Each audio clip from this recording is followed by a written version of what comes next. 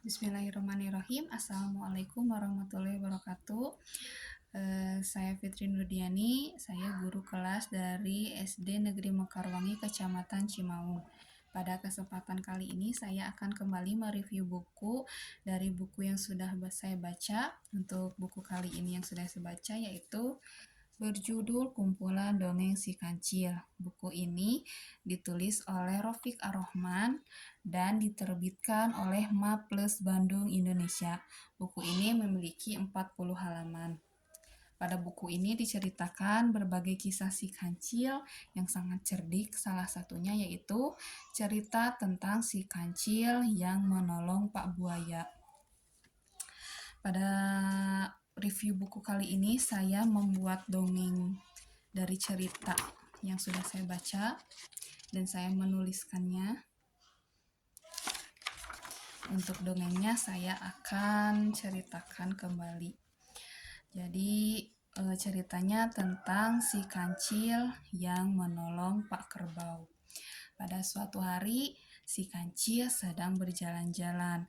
Kemudian lama-kelamaan si kancil merasa kehausan karena cuacanya yang sangat terik dan panas. Lalu si kancil pergi ke arah sungai untuk mencari minum. Setelah sampai ke sungai dan si kancil beristirahat, si kancil mendengar suara minta tolong, dan tak disangka dari balik semak-semak ada suara Pak Kerbau yang kesakitan karena kakinya digigit oleh Pak Buaya. Lalu si kancil mendekati mereka untuk mengetahui apa yang sebenarnya terjadi. Lalu si kancil bertanya kepada Pak Buaya dan Pak Kerbau.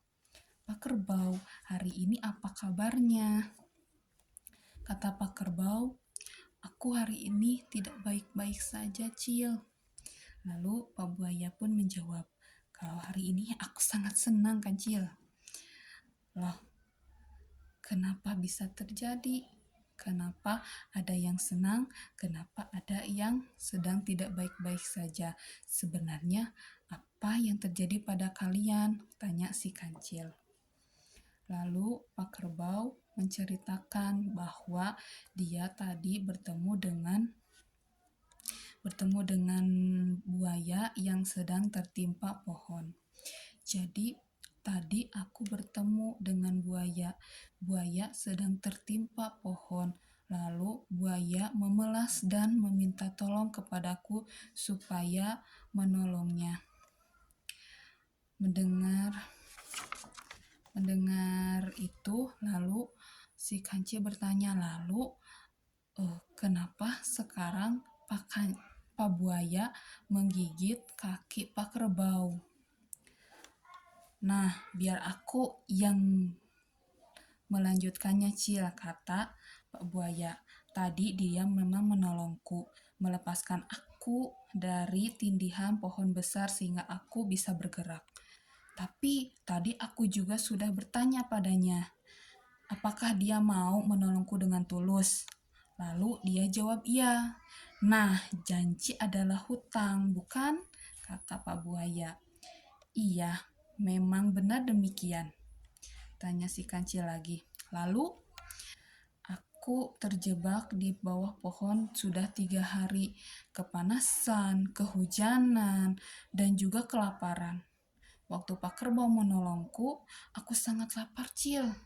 Jadi aku tagih juga janjinya, yang katanya mau menolongku dengan tulus agar bersedia menjadi makananku supaya aku menghilangkan rasa laparku. Jadi aku tak salah kan, Cil? Kata Pak Buaya. Apakah benar demikian, Pak Kerbau? Tanya si kancil memastikan. Memang benar, Cil. Tadi aku bermaksud menolongnya dari tindihan pohon agar dia bisa bebas. Tak kusangka ternyata dia juga mau memakanku untuk menolongnya menghilangkan rasa laparnya. Nasibku memang benar-benar malang, Cil, kata Pak Kerbau. Tunggu. Kalau memang benar begitu ceritanya, berarti Pak Buaya yang benar dan Pak Kerbau yang salah. Jadi Pak Kerbau memang harus bersedia dimakan oleh Pak Buaya. Mendengar perkataan si kancil ini, buaya menjadi sangat senang. Dan si Pak Kerbau menjadi sangat sedih. Dia hanya bisa merintih dalam kepasrahannya.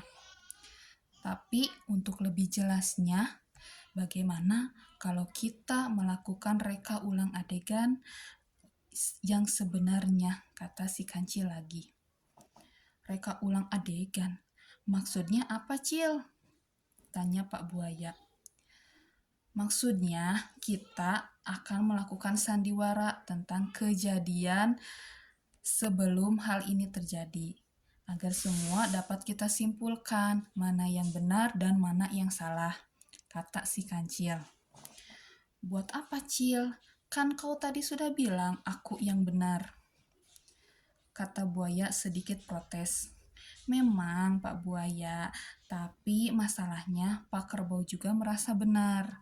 Nah, agar dia juga sama-sama mengerti bahwa dia salah, maka kita harus melakukan reka adegan. Tentunya Pak Buaya juga tidak mau disebut penipu karena sudah memakan kerbau yang tidak bersalah. Tanya kancil, mendengar dirinya dipuji, si buaya menjadi besar kepala. Wah, tentu tidak, Cil. Kau memang benar. Buaya cerdas sepertiku tak mungkin mau jika disebut penipu. Baiklah, mari kita lakukan reka ulang adegannya.